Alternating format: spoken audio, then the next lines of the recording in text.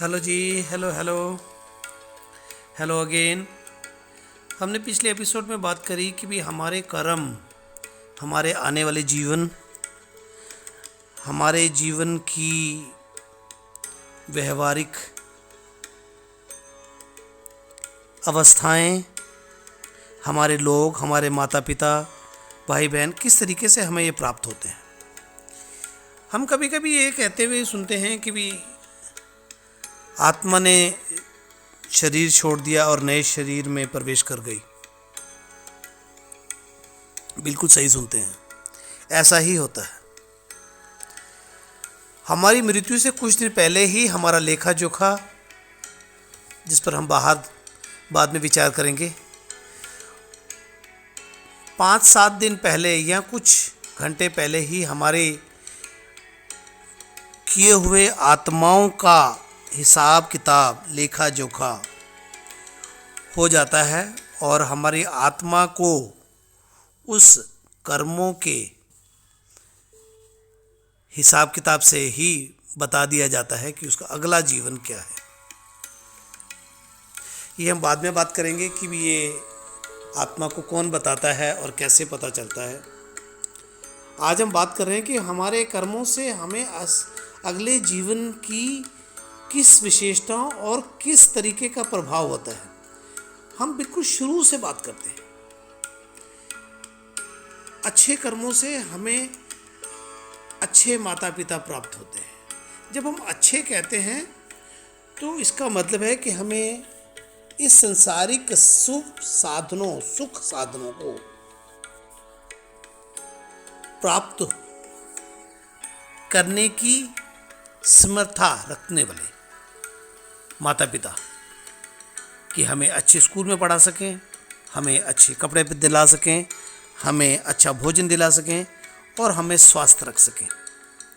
सबसे पहला हमारा कदम है जीवन में आना। तो अच्छे कर्मों की वजह से हम उस माता पिता के घर, उस माता की कोख से पैदा होते हैं, जिससे हमें हमारे जीवन की सुख सुविधाएं आसानी से प्राप्त हो सके। अब हमारे कर्मों का स्वभाव से क्या लेना देना है? हमारे कर्मों का हमारे स्वभाव से बहुत बड़ा लेना देना है। हम अपने उस कर्मों के कारण ही अपने जीवन काल में आने वाले स्वभाव को अपने साथ जन्म से ही ले जाते हैं। आपने बहुत बार कहते सुना होगा, ये मेरा बेटा बहुत चुप रहता है। कभी कभी आपने ये कहते सुना होगा कि मेरा बेटा बहुत खुश रहता है। कभी कभी आपने ये भी कहते सुना होगा कि मेरा बच्चा बहुत चंचल है, ये बहुत शरारती है। तो ये स्वभाव माता पिता के व्यवहार से नहीं, ये हमारे उन कर्मों के विश्लेषण से, रिजल्ट से ही प्राप्त होते हैं। कहते हैं चुप रहने वाला ज़्यादा समझदार होता है, यह ज़्यादा बोलने वाला बड़ बोला दिल का साफ होता है। ऐसी कुछ बातें हमारे सांसारिक जीवन में हमेशा ही आसपास विचरित करती रहती हैं। ये बिल्कुल सही है। हमारा स्वभाव हमेशा ही हमारे कर्मों को दर्शाता चला जाता है। तो हमने पहले तो ये बात करी कि भी हम किस माता पिता के घर प्राप्त होते हैं, ये सबसे बड़ा हमारा उन कर्मों का फल है। उसके बाद हमारा स्वभाव, अच्छा बुरा, गरम नरम, हंसने वाला, चुप रहने वाला, ये स्वभाव भी हमारे उस कर्मों का ही फल है। यहाँ तक शुरू होने से, जीवन शुरू होने से पहले ये दोनों अवस्थाओं की और व्यवहारों की प्राप्ति होती है। फिर आता है हमारा संसारिक कर्म। संसारिक कर्म में सबसे ज़्यादा महत्वपूर्ण क्या है? हमारा संस्कार, हाउ वी ग्रो अप, हम कैसे बड़े होते हैं। अपने जन्म से लेकर हमारी, जब तक हम जिसको हम कहते हैं हम अब समझदार हो गए हैं, जिसको हम 15 साल की उम्र से लेकर 21 साल की उम्र में एक ऐसा दौर आता है जिसमें हमारा दिमाग इस सब बातों को अच्छी तरह से समझने की सक्षम बुद्धि प्राप्त कर जाता है। उससे पहले हमारे को संस्कार कहाँ से आते हैं? हमारे माता पिता द्वारा, हमारे चाचा चाची द्वारा, उन लोगों के द्वारा, हमारे मित्रों द्वारा, हमारे पड़ोसियों द्वारा, स्कूल द्वारा, हमारे टीचरों द्वारा। इस तरीके से हम उस संसारिक आत्माओं, उन संसारिक लोगों के बीच जहाँ रहते हैं, उससे हमें संस्कार आते हैं। संस्कार और हमारे कर्मों के दिए हुए व्यवहार दोनों जुड़कर हमारा एपिसोड नंबर 2, हमने पीछे भी बात करी थी कि हम 4 एपिसोडों में अपना जीवन बिताते हैं। पहला बचपन, दूसरा जवानी, तीसरा बुढ़ापा और चौथा मृत्युकाल। मृत्युकाल का भी एक अच्छा अहम एपिसोड है जिस पर हम बाद में बात करेंगे। इस तरह हम लोग अपनी जवानी की तरफ बढ़ते हैं और अपने कर्मों की वजह से अच्छी शिक्षा, अच्छी नौकरी को प्राप्त करते, हमारे कर्मों की वजह से। कृपया मेरी बात पर ध्यान दें। अच्छे स्कूल जाने से नहीं, अच्छे संस्कारों से नहीं, हम अपने अच्छे कर्मों की वजह से अच्छी नौकरियों, अच्छे कॉलेजेस, अच्छे यूनिवर्सिटीज़ को प्राप्त होते हैं। जब हमारा ज़िंदगी का एपिसोड नंबर 2, जिसको हम जवानी कहते हैं, जो कि 21 साल से शुरू होकर 50-55 साल तक चलती है, ये आपने देखा होगा। एपिसोड 1 की लाइफ ओनली 21 ईयर्स, जन्म से लेकर। Episode 2 of life starts from 22, 21 and goes up to 50, 51। And episode number 3, जिसको हम बुढ़ापा कहते हैं, start from 50, 52 and goes up to sometimes if you are lucky 100 तक जाती है।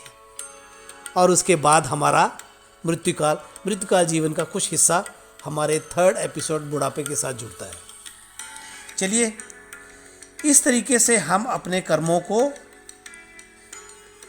की और कर्मों के कारण एपिसोड नंबर 2 में एंटर कर जाते हैं।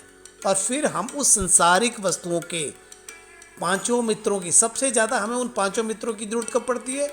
हमारे एपिसोड नंबर 2 में, जहाँ पर हम काम, क्रोध, लोभ, मोह, अहंकार का सबसे ज़्यादा यूज़, सबसे ज़्यादा उनका अपने जीवन पर प्रभाव एपिसोड नंबर 2 में समझते हैं। और एपिसोड नंबर 2 हमारी लाइफ का सबसे इम्पोर्टेंट हिस्सा होता है। तभी हमें अच्छे और बुरे कर्मों की समझ होती है। इसीलिए हमारे पिछले किए हुए कर्मों का प्रभाव हमारे स्वभाव, हमारे जन्म और जन्म के पहले एपिसोड तक ही रहता है। उसके बाकी के एपिसोडों का कर्मों का हिसाब पहले वाले एपिसोड के हिसाब से आगे चलने लग जाता है, क्योंकि हमें इस जन्म के एपिसोड वाले कर्मों से अगले जन्म के कर्मों के बारे में भी विशेषता और संग्रह मीन्स काव्य इकट्ठा करना होता है, जो कि हमारे एपिसोड नंबर 2 से शुरू होता है। उस वक्त हमारे मन में सोचने समझने की शक्ति आ जाती है और हम सोचने समझते हुए हर उस बात का फैसला कर सकते हैं जिसे हम अच्छे या बुरे कर्म कहते हैं।